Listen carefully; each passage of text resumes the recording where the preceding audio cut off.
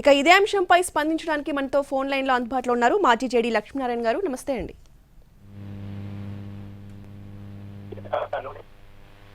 Hello, నమస్కారం అండి. నమస్తే అండి. ఇవాళ ఎలక్టోరల్ బాండ్స్ రాజ్యాంగ విరుద్ధం అంటూ సుప్రీంకోర్టు సంచలన తీర్పిచ్చింది. దీన్ని మీరు ఏ విధంగా చూస్తారు? దీనిపై మీరు ఏ విధంగా విశ్లేషణ చేస్తారు? ఇది చాలా శుభ పరిణామం అండి. మేము కూడా ఎలక్షన్ కమిషన్ కి ఇచ్చిన రికమెండేషన్ లో ఎలక్టోరల్ బాండ్స్ సిస్టమ్ అన్నది తీసివేయాలి అని చెప్పాం. అదే విధంగా ఎలక్టోరల్ ఈ డిపాజిట్స్ కానీ ఏదైనా డొనేషన్స్ మీద కూడా 100% ఈ ఇన్కమ్ ట్యాక్స్ 80 జీజీసీ ద్వారా ఇచ్చే ఎగ్జామ్షన్ కూడా తీసివేయాలని మేము రికమెండ్ చేశాం. కాబట్టి భారతదేశ ప్రజాస్వామ్య చరిత్రలో ఈ రోజు ఒక సువర్ణాక్షరాలతో రాయాల్సిన రోజు ఇది. అంటే ఈ ఎలక్టోరల్ బాండ్స్ అన్నది చెల్లవు.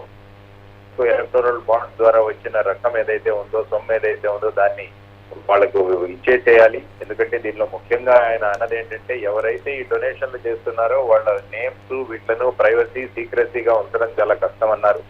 దీనివల్ల ఏమవుతుందంటే, ఇంతకు ముందు ఏవైతే అధికార పార్టీలు ఉన్నాయో, అధికారంలో ఉన్న పార్టీలు ఉన్నాయో వాటికి చాలా మంది డొనేషన్ తర్వాత ఎలక్టోరల్ బాండ్స్ ఇవ్వడం జరిగింది.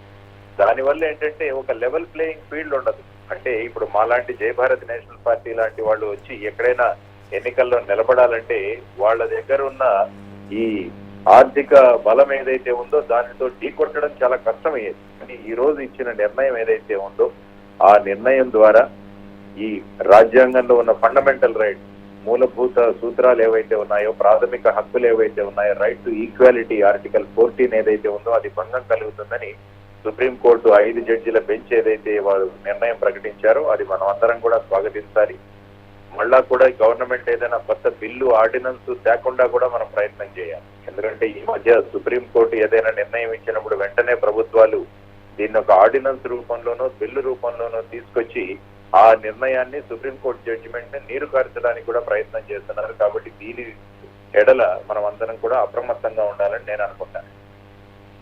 ఇది ముఖ్యంగా ఎలాంటి ప్రభావాన్ని చూపే అవకాశం ఉంది లక్ష్మీనారాయణ గారు ఈ తీర్పు అనేది? ఇప్పుడు ఈ ఎలక్షన్లలో ముఖ్యంగా ఇప్పుడు జరగబోయే 2024 ఎలక్షన్ లో ఇదంతా కూడా రాజకీయ పక్షాలు వాళ్ళ దగ్గర ఉన్న ధనబలాన్ని చూపించే ఒక ప్రయోగం చేసే ఒక అవకాశం వాళ్ళకి. ఇప్పుడు మీరు చూసుకుంటే ఐ థింక్ కేంద్రంలో ఉన్న భారతీయ జనతా పార్టీ దగ్గర సుమారుగా 3,000 కోట్లు వాళ్ళ దగ్గర డిపాజిట్లు ఉన్నాయి. అంటే ఈ విధంగా ఎలక్టోరల్ బాండ్స్ కానీ మిగతా రూపంలో వచ్చిన డొనేషన్స్ ఉన్నాయి.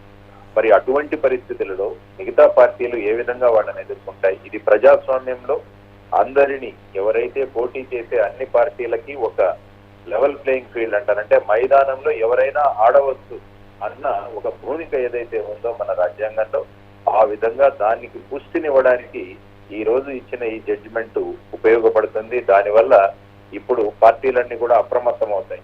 మరి ఇంత డబ్బు వాళ్ళ దగ్గర ఉంది, దీని ద్వారా మనం ఎలక్షన్ క్యాంపెయినింగ్ చేసుకోవచ్చు అని వాళ్ళలో ఉన్న ధీమా ఏదైతే ఉందో, ఇప్పుడు ఈ డబ్బులన్నీ కూడా, ఈ సొమ్మంతా కూడా, ఈ ఆస్తులన్నీ కూడా వాళ్ళు తిరిగి ఇచ్చివేయడం వల్ల ఇప్పుడు కొత్తగా పార్టీలు ఏ విధంగా ఈ రాజకీయ ప్రచారంలో అందుకుంటాయి?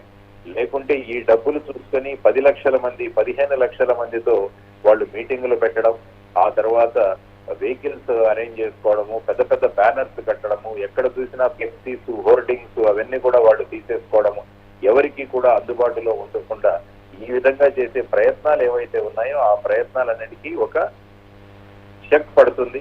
ఆ ప్రయత్నాలన్నిటికీ ఒక స్టాప్ ఎక్కడో పడుతుంది. దానివల్ల ఏమవుతుందంటే ఎన్నికల్లో పారదర్శకత, ఎన్నికల్లో అన్ని పార్టీలు సమానంగా ఉండే ఒక ప్రజాస్వామ్యంలో మనం ఏదైతే కోరుకుంటున్నామో దానికి ఒక మంచి స్టెప్ పడుతుంది. ఇది మంచి ముందడుగు అని నేను అనుకుంటాను. అంటే కార్పొరేట్ కంపెనీల సైడ్ నుంచి చూస్తే ఈ తీర్పుని వాళ్ళకి ఇది ఏ విధంగా దెబ్బ అని అనుకోవచ్చు మనం?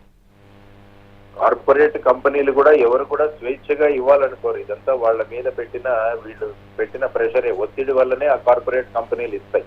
ఎందుకంటే కార్పొరేట్ కంపెనీలు కూడా ఈ విధంగా డొనేషన్లు కానీ ఎలక్టోరల్ బాండ్స్ కానీ ఇచ్చి రేపు ఆ ప్రభుత్వాలు, ఆ పార్టీలు కనుక ప్రభుత్వంలోకి ఇస్తే వాళ్ళ ద్వారా పనులు చేయించుకోవడానికి ఈ కార్పొరేట్ కంపెనీలు ఒక రకంగా ఇది లంచం ఇచ్చినట్టే అని నేను అనుకుంటాను. It is nothing but bribe to the political party. రాజకీయ పార్టీలకు ఈ విధంగా లంచాలు ఇచ్చి రేపు వాళ్ళ ప్రభుత్వం వచ్చాక వాళ్ళ దగ్గర పని చేయించుకోవడం. This is nothing but quid pro quo అండి. క్విడ్ ప్రోకో, నీకిది నాకిది అన్న భావనలు ఏదైతే మనం అంటామో దానికి ఈ ఎలక్టరల్ బాండ్స్ అన్నవి ఒక ఉదాహరణ. కాబట్టి ఈ రోజు ఎలక్టరల్ బాండ్స్ చెల్లవు అని సుప్రీంకోర్టు తీర్పు ఇవ్వడం, ముఖ్యంగా కార్పొరేట్ కంపెనీలు ఏవైతే ఇవి ప్రభుత్వాల నుంచి వాళ్ళ పనులు చేయించాలనుకుంటున్నారో వాళ్ళకు కూడా ఒక చెప్పపెట్టు. తర్వాత కొన్ని కార్పొరేట్ కంపెనీలు ఏవైతే బలవంతంగా వాళ్ళ మీద ఒత్తిడి తెచ్చి పొలిటికల్ పార్టీలు వాళ్ళ దగ్గర నుంచి ఫండ్స్ వసూలు చేస్తుంటారు, దానికి కూడా ఒక తెరపడుతుందని నేను అనుకుంటాను.